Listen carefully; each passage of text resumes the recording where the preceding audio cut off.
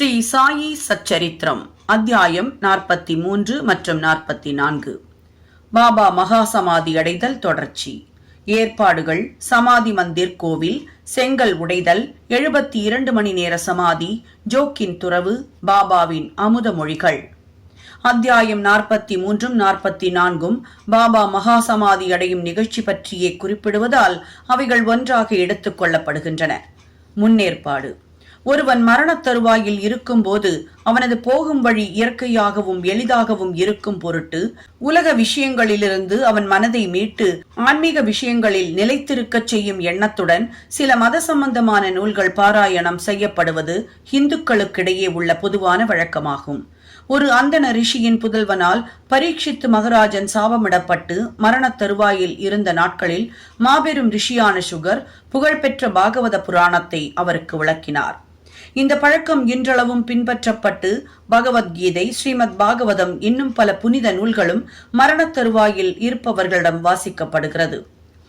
கடவுளின் அவதாரமான பாபாவிற்கு அத்தகைய உதவி ஏதும் தேவை இருக்கவில்லை. ஆனால் மக்களுக்கு வழிகாட்டும் பொருட்டாக இந்த வழக்கத்தை அவர் பின்பற்றினார். தாம் விரைவில் காலமடைய போவதை அறிந்த அவர் வசை என்பாரை தம்மிடம் ராம விஜயத்தை படிக்கும்படி கட்டளையிட்டார். வசை வாரம் ஒரு முறை அதை படித்தார். பின்னர் இரவும் பகலும் அதையே படிக்கும்படி பாபா கேட்டுக்கொண்டார். அவர் 3 நாட்களில் 2வது பாராயணத்தை முடித்தார். இவ்வாறாக 11 நாட்கள் சென்றன. பின்னர் மீண்டும் 3 நாட்கள் படித்து களைப்படைந்து விட்டார். எனவே பாபா அவரை போக அனுமதித்துவிட்டு தாமே அமைதியாக இருந்து கொண்டார். தமது ஆத்ம போதத்திலேயே மூழ்கினவராய் தமது கடைசி வினாடிக்காக காத்திருந்தார்.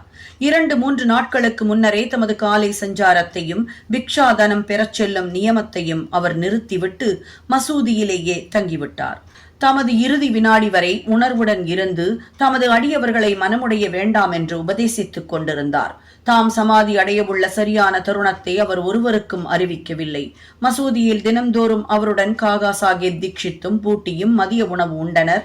ஆனால் அன்று, அதாவது அக்டோபர் 15ஆம் தேதி ஆரத்திக்கு பின்னர் பாபா அவர்களை தங்கள் இருப்பிடங்களுக்கு சாப்பிடச் செல்லும்படி கூறினார். என்றாலும் லக்ஷ்மிபாய் ஷிண்டே, பாகோஜி ஷிண்டே, பயாஜி, லக்ஷ்மண் பாலா ஷிம்பி, நானா சாஹேப் நிமோன்கர் போன்றவர்கள் அங்கேயே இருந்து கொண்டனர்.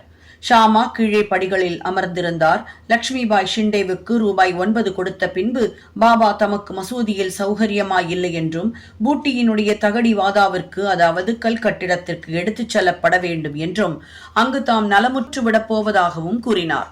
இந்த கடைசி மொழிகளை உதிர்த்துவிட்டு பயாஜி கோதையின் மேனியில் சாய்ந்து கொண்டு உயிர் நீத்தார்.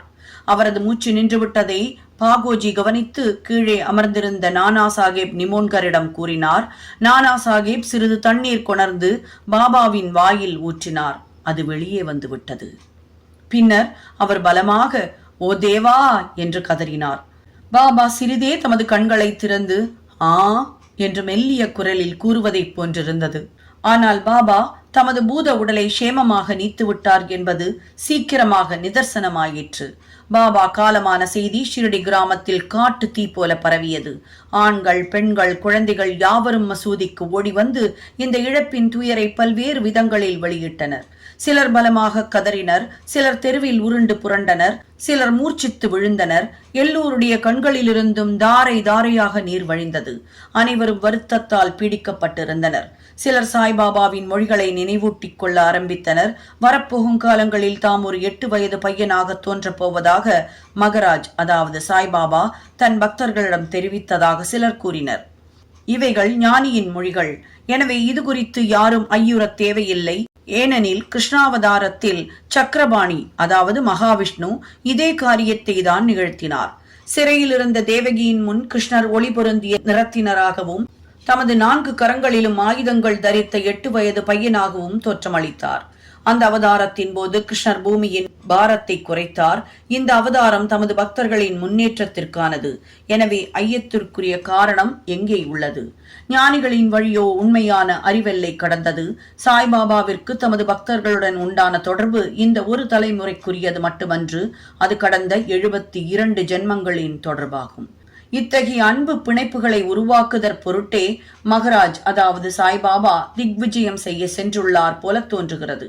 அவர் மீண்டும் விரைவில் திரும்பி வருவார் என்று அவருடைய பக்தர்கள் உறுதியான நம்பிக்கை பூண்டுள்ளனர்.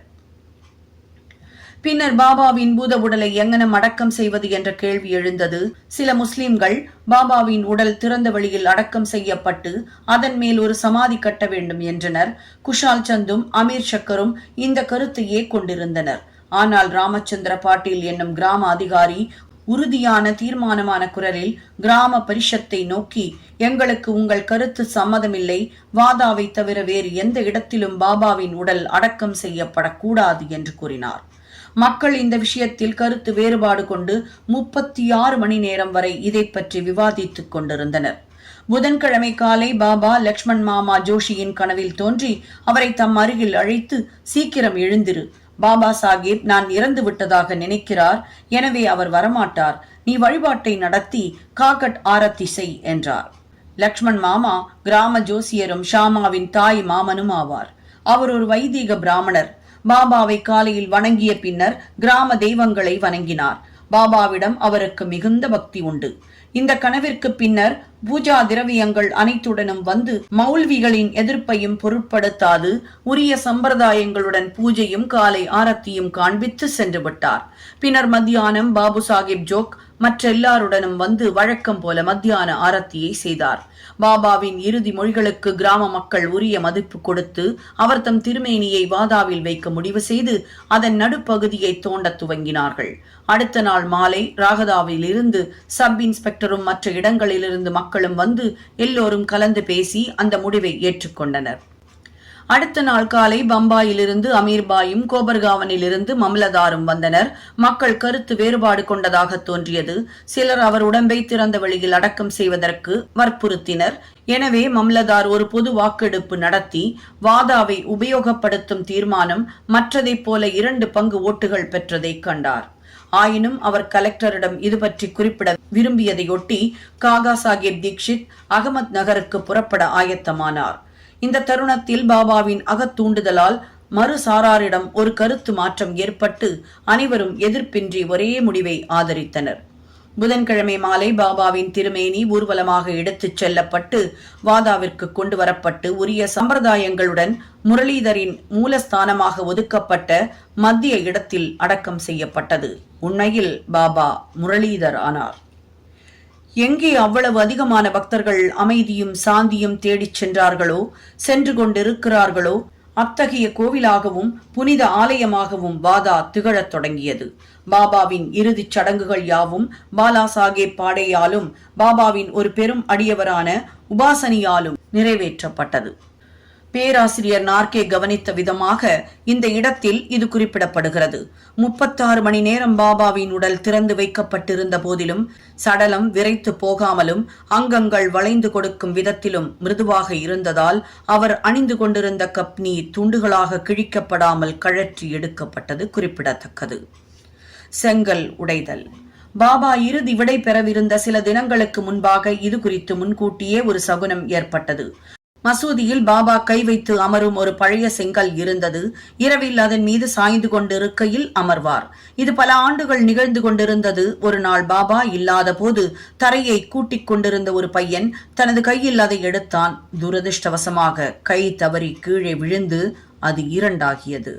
பாபா இதை தெரிந்து கொண்டதும் அவர் அதன் இழப்பை குறித்து வெகுவாக கவலை அடைந்து, உடைந்தது செங்கல் அல்ல, எனது விதியே துண்டுகளாக உடைந்து விட்டது. அது எனது ஆயுட்கால நண்பன். அதன் ஸ்பரிசத்துடன் நான் எப்போதும் ஆத்ம ஞானம் செய்தேன். அது என் உயிரைப் போன்று அவ்வளவு பிரியமானது. இன்று அது என்னை விட்டு நீங்கிவிட்டது என்று புலம்பி அழுதார்.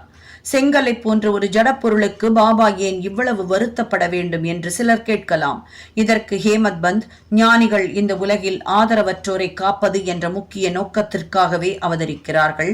அவதரித்த உருவில் மக்களுடன் கலந்து அவர்களைப் போலவே இயங்கும் போது அந்த மக்களைப் போலவே வெளிப்படையாக சிரித்தல், விளையாடுதல், அழுதல் ஆகியவற்றை செய்தாலும் தமக்குள்ளே அவர்கள் தமது கடமைகளையும் பிறவி எடுத்த நோக்கத்தையும் பற்றி முழுதும் விழிப்பாய் இருக்கிறார்கள் என பதிலளித்திருக்கிறார். 72 மணி நேர சமாதி. இதற்கு 32 ஆண்டுகளுக்கு முன்னால், அதாவது 1886இல் பாபா எல்லைக்கோட்டை, அதாவது ஆயுள் என்ற எல்லையை தாண்ட முயற்சித்தார். ஒரு மார்கழி பௌர்ணமி தினத்தன்று பாபா கடுமையான ஆஸ்துமாவால் பீடிக்கப்பட்டார். அதை தொலைப்பதற்கு பாபா தனது பிராணனை மிக உயர எடுத்துச் சென்று சமாதி நிலையை அடைய தீர்மானித்தார். பகத் மகள்சாவதியிடம், எனது உடலை 3 நாட்கள் பாதுகாப்பாயாக. நான் திரும்பினால் எல்லாம் சரியாகிவிடும். நான் திரும்பவில்லை என்றால் அந்த திறந்த வெளியில் சுட்டி காண்பித்து எனது உடலை புதைத்துவிட்டு அதன் மேல் 2 கொடிகளை அடையாளமாக நட்டுவிடு என்று கூறினார்.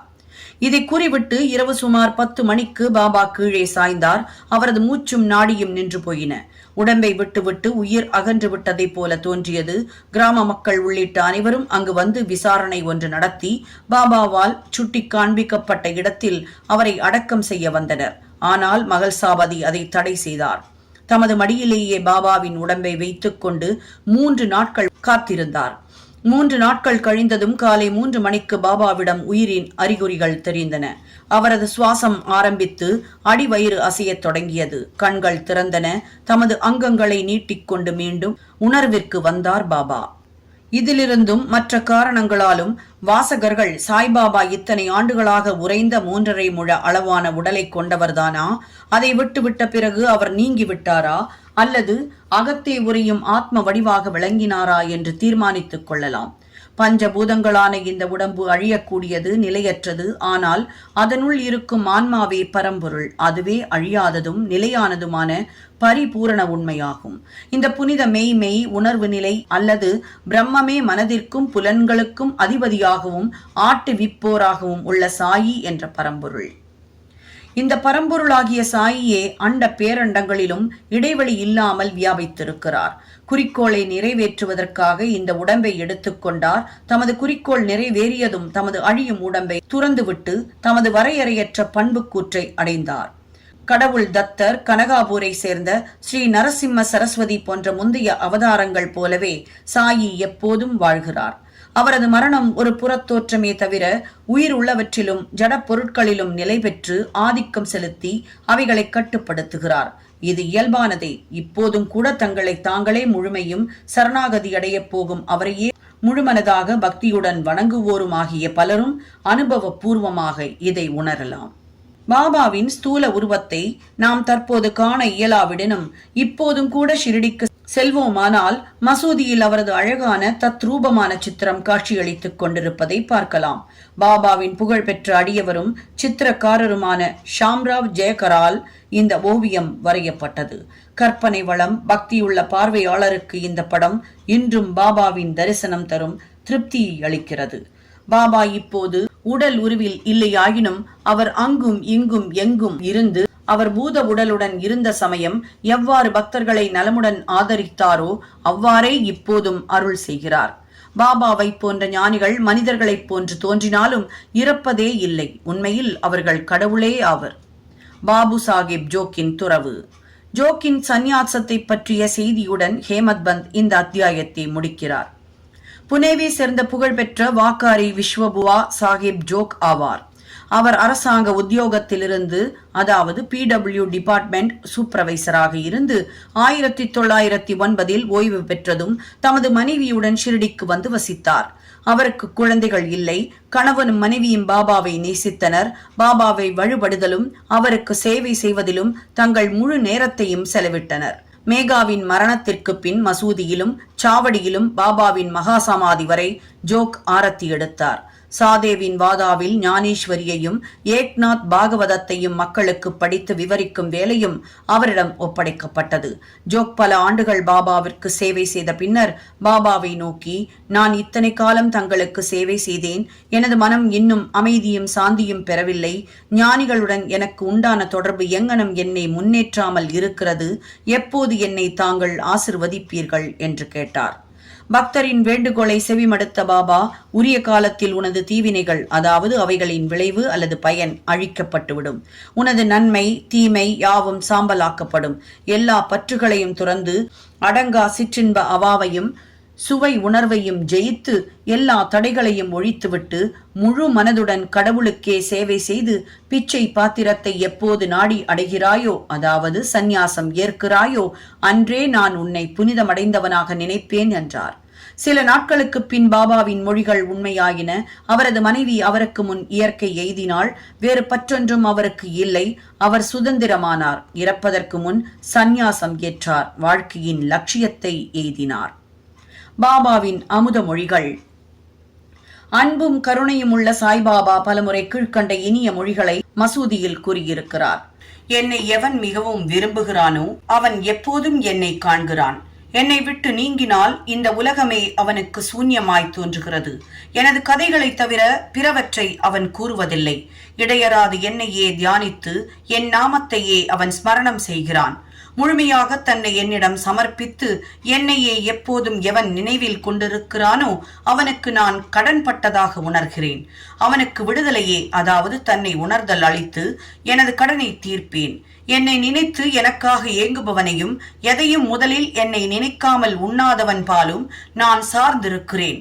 இங்கனம் என்னிடம் வருபவன் 6 கடலுடன் ஒன்றாவது போல என்னுடன் 2 கலக்கிறான்.